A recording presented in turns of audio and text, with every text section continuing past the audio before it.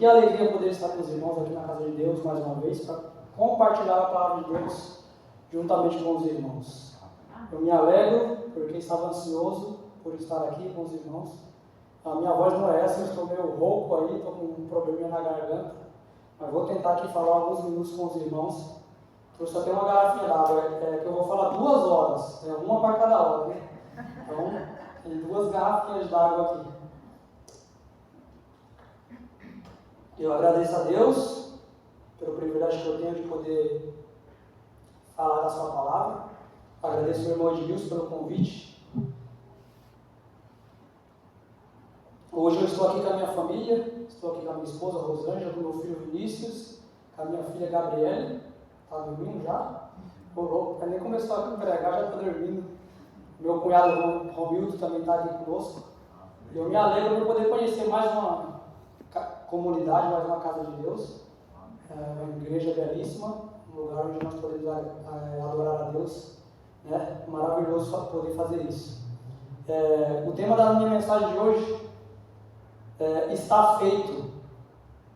Quando você ouve essa frase, não sei se você se lembra de algum texto da Bíblia, mas o texto principal da mensagem dessa noite está no livro de Apocalipse, capítulo 16, verso 16. Você pode abrir a Bíblia lá, Apocalipse, capítulo 16, verso 16.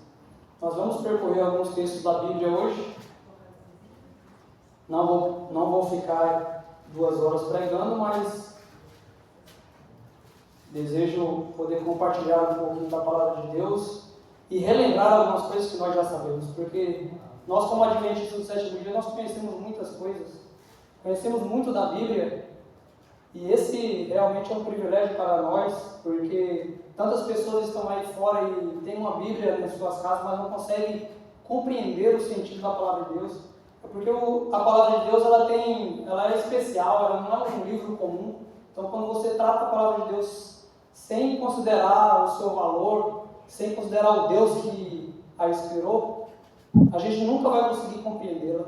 Mas quando a gente busca a Deus, o Espírito Santo, e realmente, verdadeiramente, de coração, quer entender as coisas espirituais, Deus vai abrir a nossa mente, como abriu a minha, como abriu a sua, e vai fazer entender claramente o que a palavra ensina. Porque a palavra de Deus ela é lâmpada para os nossos pés, né? E ela ilumina os nossos passos, ilumina o nosso caminho. Faz o caminho de trevas se tornar caminho de luz. Apocalipse capítulo 16, verso 17. O contexto aqui, você sabe, são as 7 pragas. E nós estamos aqui no finalzinho do período das 7 pragas, na 7ª praga, quando Jesus ele diz esta frase. Antes de ler o texto bíblico, eu vou fazer mais uma oração. Curva sua fronte. Grandioso Deus e Pai, a sua palavra está aberta. E quando a tua palavra está aberta, ó Deus, é o Senhor que fala e não o homem. Por isso, Senhor, fala comigo e com o teu povo neste momento. É o que nós te pedimos em nome de Jesus. Amém. Quero também cumprimentar a irmã Ana, que está aqui na igreja hoje. Prazer em rever a irmã Ana. Apocalipse capítulo 16, verso 17 diz assim, Então derramou o 7º anjo a sua taça pelo ar, e saiu grande voz do santuário, do lado do trono, dizendo, está feito. Queridos, esse aqui é um momento sublime na história da humanidade. É quando acontece o último ato de Deus, antes de vir e resgatar o seu povo. Jesus muito em breve vai nos buscar, como todos nós aqui fizemos muitos pedidos e agradecimentos, pedimos pela saúde do nosso vizinho, pela saúde do nosso parente, e nós sabemos que enquanto Jesus não vem, as coisas vão ficar cada vez pior. Não espere as coisas melhorar, porque não vai melhorar. Enquanto Jesus não voltar, as coisas não vão melhorar. Mas nós que acreditamos e confiamos no Senhor, devemos entender que devemos estar sempre ao lado do Senhor, ao lado de Jesus. Na cruz, Jesus ele fez um grande brado. Quando Jesus entregou-se por cada um de nós ali na cruz, ele bradou, está consumado. A primeira fase do ministério de Jesus na cruz estava finalizada. Ali ele deu o grande brado de vitória, por mais que a gente ache que foi um momento de derrota, não. Quando Jesus gritou, está consumado, foi um grito de vitória. Porque todos nós hoje podemos olhar para a cruz e enxergar a Jesus nela e podemos ser purificados, podemos ser limpos dos nossos pecados. Jesus sofreu a maior agonia que um homem pode sofrer, que foi a separação de Deus. O maior sofrimento de Cristo foi não sentir a presença de Deus, porque ali na cruz, todos os pecados da humanidade estavam sobre ele. Então ele não sentiu mais a presença de Deus, e isso foi o que levou a Jesus a morrer. O Espírito de Profecia diz que a morte de Jesus, o que aconteceu com Jesus, foi um rompimento do coração, uma veia do coração, que fez com que Jesus morresse.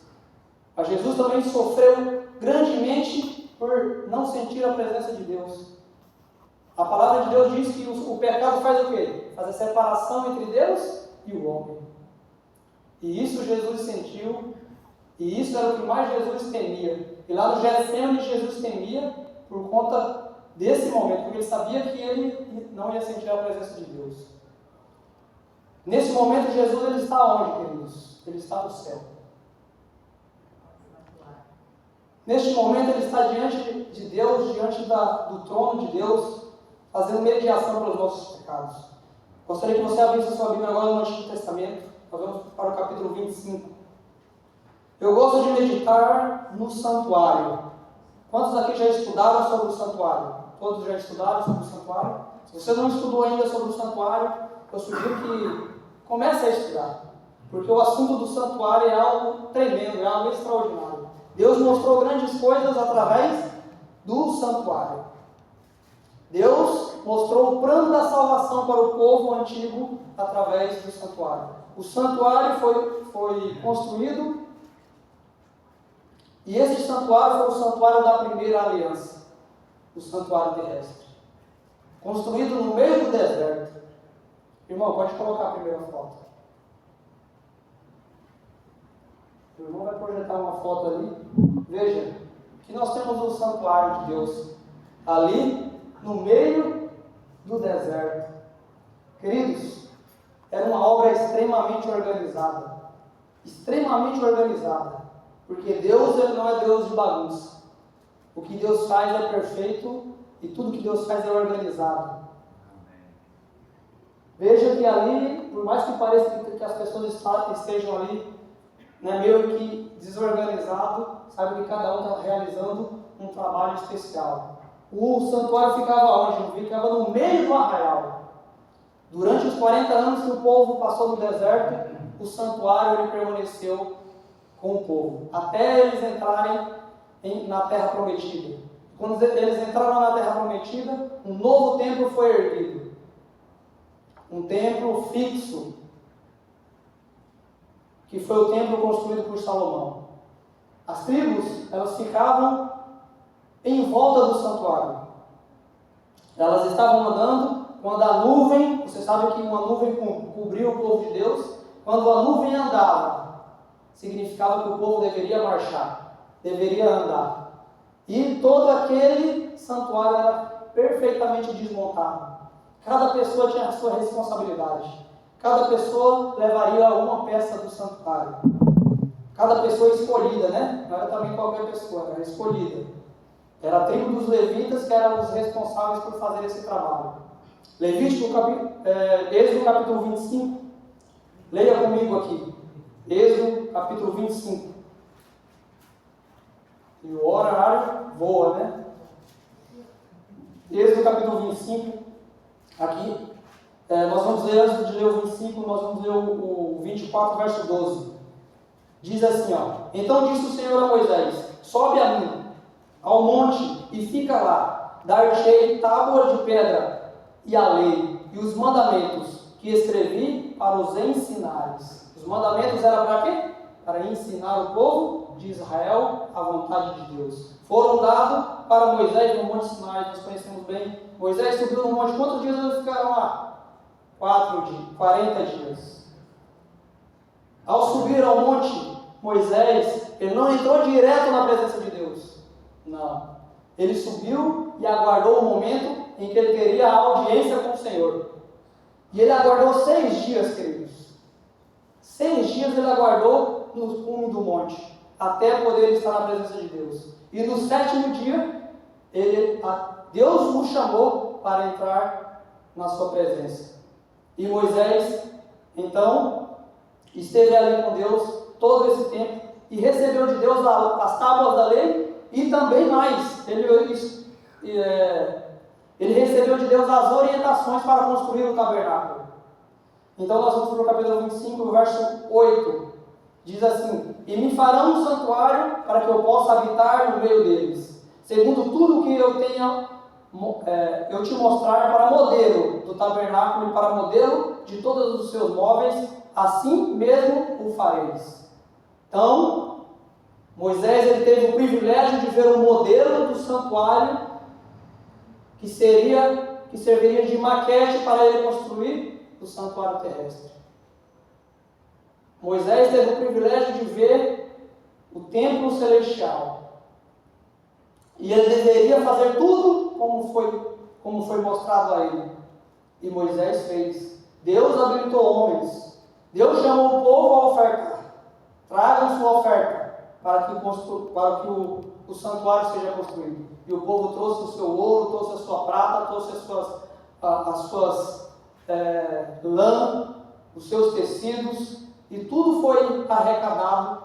Quando estava tudo pronto, Deus pediu para que homens confeccionassem cada parte do tabernáculo. Irmão, pode colocar aquela outra foto.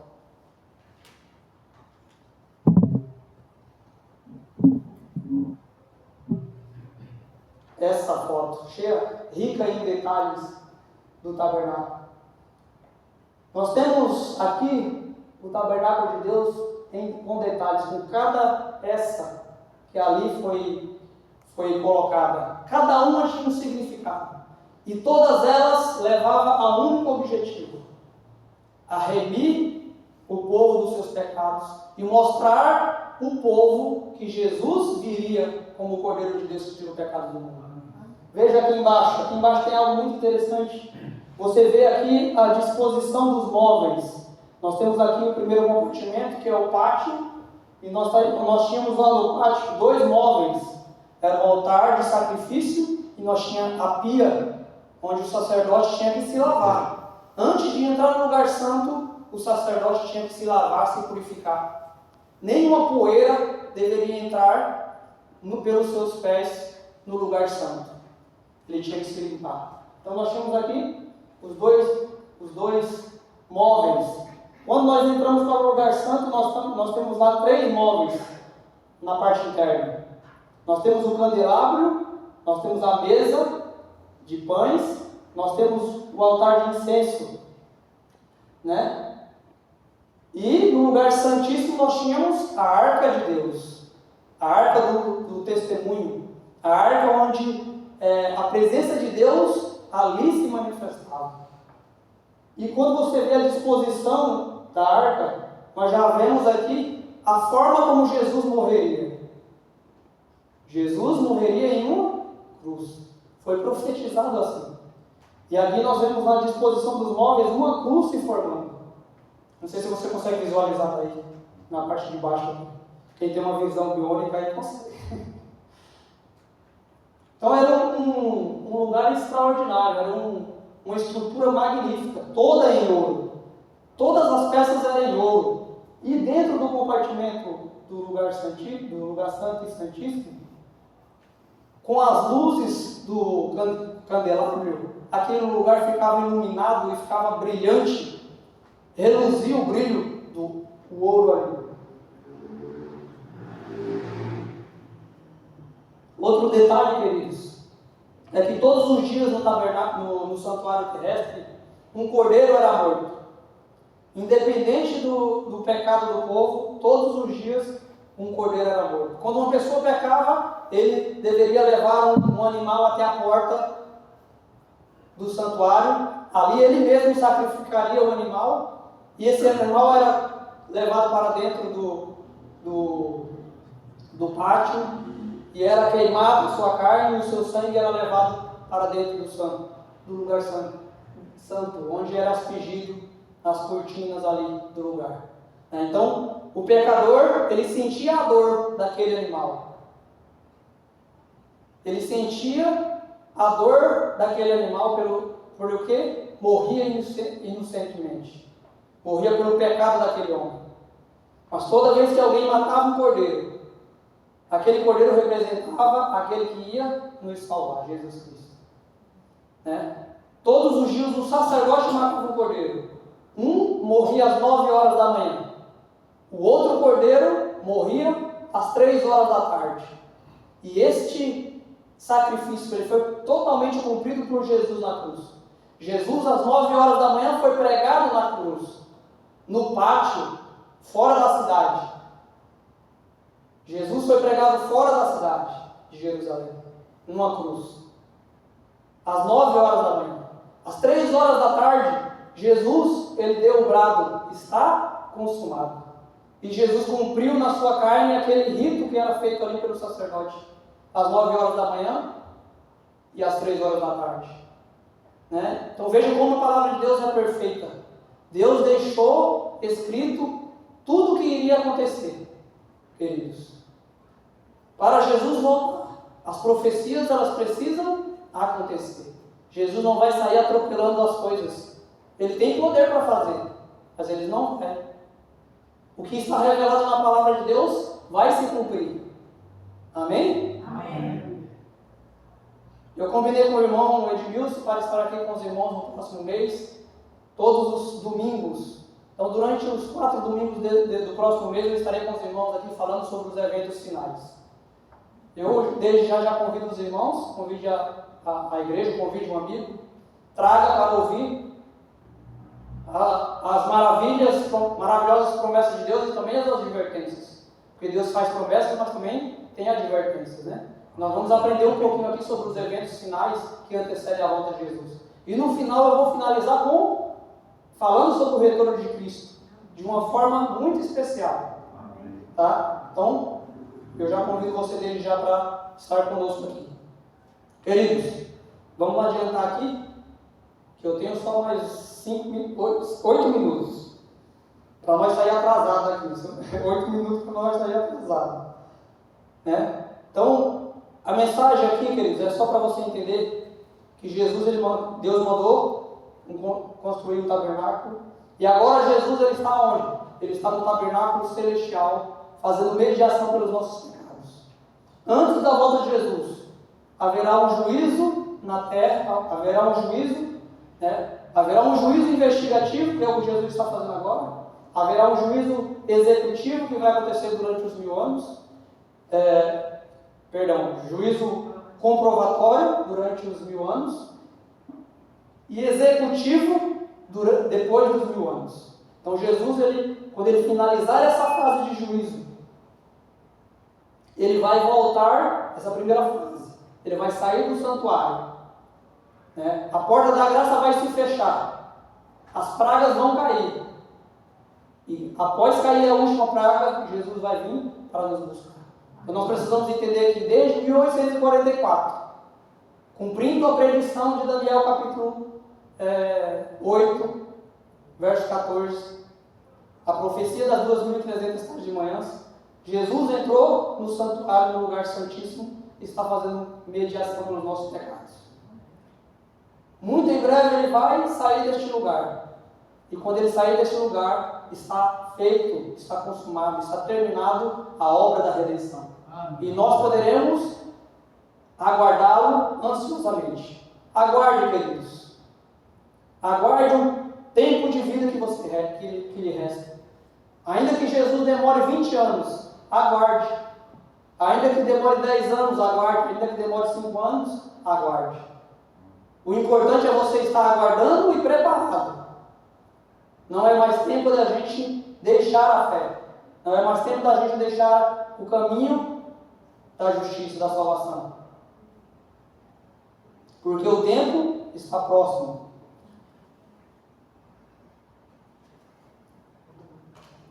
No livro de Hebreus, vou lá para o livro de Hebreus agora. Hebreus capítulo 8. O livro de Hebreus é um livro extraordinário. E Paulo, no livro de Hebreus, aborda a questão do santuário. E foi estudando o livro de Hebreus que o povo milerita, ele entendeu que a interpretação que eles tinham da profecia de Daniel capítulo 8 não estava correta, né? Quando Jesus não viria para purificar a terra, ele estaria entrando no lugar santíssimo para fazer o período de expiação, para cumprir o grande dia da expiação, né? Esses sofreram desapontamento, e estudando o livro de Hebreus, eles compreenderam o que realmente Jesus passou a fazer.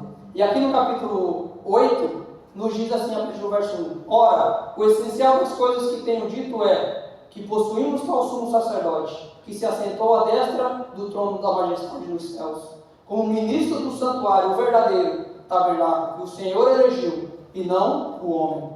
No verso 6 diz assim: Agora, com efeito, obteve Jesus o ministério tanto mais excelente, quanto é ele também, mediador de superior aliança, instituída com base em superiores promessas.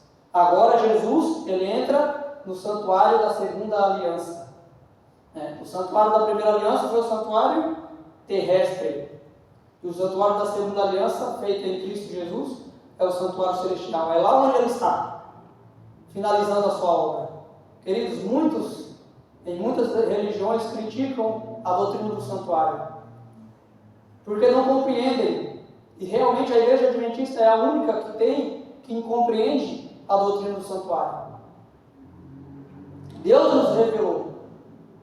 Deus nos deu grande luz para compreendermos essas coisas, para também podermos transmitir aos outros.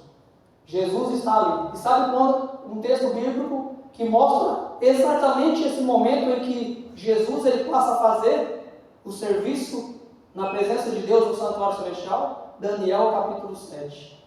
Então eu vou ler o último texto da noite para nós finalizarmos. Eu teria muita coisa para falar ainda sobre esse assunto, mas nos domingos que eu estarei aí, nós estamos falando ainda um pouquinho com os irmãos. Daniel capítulo 7 é um dos textos preferidos, um dos meus textos preferidos. Daniel capítulo 7, o verso 9. Acompanhem comigo. Continuei olhando até que foram postos nos tronos. Daniel ele teve uma visão extraordinária. Ele teve uma visão do trono de Deus. Ele viu uma cena magnífica. Ele viu que foram colocados tronos e o ancião de dias se assentou. Quem é o ancião de dias? Deus Pai. O ancião de dias se assentou. Suas vestes eram brancas como a neve e os cabelos da cabeça como a pura lã. O seu trono eram chamas de fogo e suas rodas eram fogo ardente. Queridos, o fogo ele é uma demonstração de poder, né? O fogo ele é uma demonstração da grandiosidade do poder de Deus. E aqui João tem uma visão e ele vê Deus entre chamas de fogo. E aí ele fala no verso 10: um rio de fogo manava e saía diante dele. Milhares de milhares o serviam e milhares de milhares estavam diante dele. Aqui Daniel ele tem a visão de uma cena maravilhosa onde os anjos estão diante de Deus, estão ali em volta do trono da majestade. E muito em breve nós poderemos ter esse privilégio, queridos, de estar também em volta do trono da majestade. Nesse dia ninguém vai querer ficar no fundo da igreja.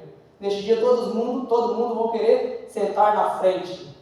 Vão querer ver Jesus bem de perto. Vão querer adorar e louvar o seu santo nome bem de perto.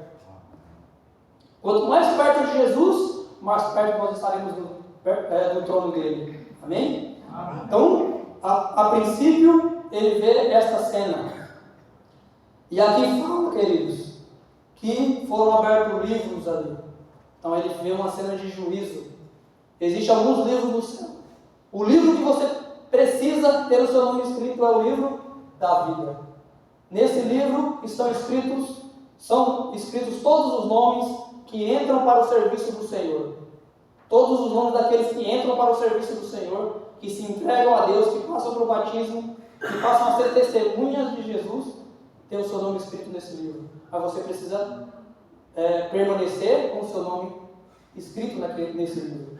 Existe também um livro das memórias, e no livro das memórias são registrados toda a angústia, todo o sofrimento, todo o sofrimento que você passa pela causa de Deus, por servir a Jesus, é registrado no livro da memória, e Deus vai olhar, vai analisar cada ponto.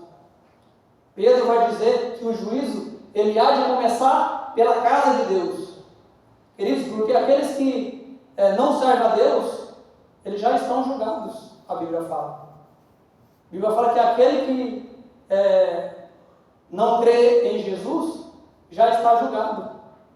Mas aquele que crê, não será condenado. E existe um livro, queridos, também, que você deve fugir deste livro. E Satanás vai fazer de tudo para que o seu nome esteja escrito nele, que é o livro da morte. Quando Jesus finalizar o juízo no céu, aqueles que rejeitaram a salvação terão seus nomes escritos neste livro. É o livro dos perdidos. É o livro daqueles que rejeitaram a salvação, que rejeitaram todas as oportunidades que Deus o deu. Infelizmente, esses farão parte daqueles que estarão fora da cidade santa. Um grupo estará dentro da cidade. O grupo que está dentro da cidade é o grupo daqueles que estão com o seu livro escrito no livro, com o seu nome escrito no livro da vida. E o outro grupo é aqueles que estão fora da cidade. Este grupo é aquele que estão com o seu nome escrito no livro da morte, porque rejeitaram a misericórdia do Senhor. Aqui, Daniel vê uma cena. Veja só o verso 13. Eu estava olhando nas minhas visões da noite, e eis que vinha com as nuvens do céu, um como o filho do homem. Aqui, queridos, Daniel, o texto não está falando da segunda vida de Jesus. A palavra de Deus diz que Jesus vai vir aonde? Nas nuvens do céu, com poder e grande glória. Vai enviar os seus anjos para resgatar os escolhidos. E detalhe, esse vai ser a última coisa que os anjos vão fazer, vai ser buscar eu e você, para ter um encontro com Jesus no céu. Não é a vida de Jesus que está falando aqui. Mas o texto continua dizendo: e dirigiu-se ao ancião de dias, e fizeram chegar até ele.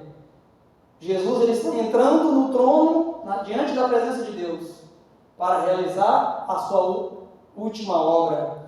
E um dos textos mais fantásticos do livro de Daniel, aqui no capítulo 7, ele se repete várias vezes a promessa de Deus aos santos do Altíssimo. Sabe qual é a promessa de Deus? O verso 14 diz: foi-lhe dado domínio.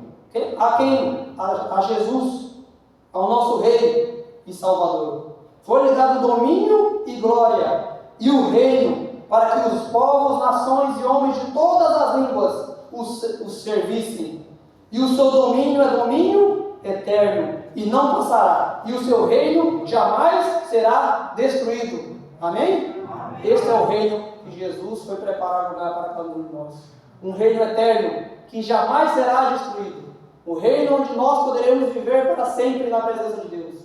Sem mais dor, sem mais doença, sem mais luto, sem mais sofrimento, sem mais tristeza. Ali nós aprenderemos de Deus, de Jesus vai nos ensinar durante toda a eternidade. A escola é uma faculdade que nós passamos a cursar. E essa faculdade vai durar toda a nossa vida. O nosso diploma vai ser no céu, a coroa da vida que Jesus vai nos dar. Mas após receber esse diploma, nós vamos fazer o doutorado no céu.